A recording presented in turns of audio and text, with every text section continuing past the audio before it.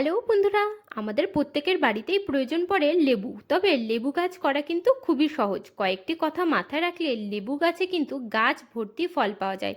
তো লেবু গাছে কী ধরনের পরিচর্যা করবেন, চলুন আজকে সেটাই জেনে নিই।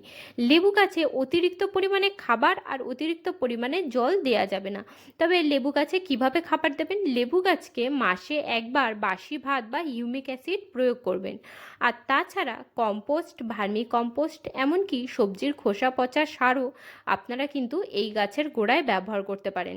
যেদিন সার প্রয়োগ করবেন তার আগে দুদিন গাছে একেবারেই জল দেওয়া যাবে না।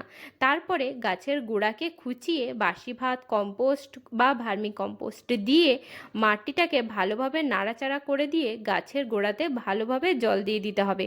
এইবার খাবার দেওয়ার পরে কিন্তু 1 সপ্তাহ অতিরিক্ত পরিমাণে জল বা খাবার দেওয়া যাবে না। এইভাবে পরিচর্যা করলে লেবু গাছে গাছ ভর্তি ফল আসবে।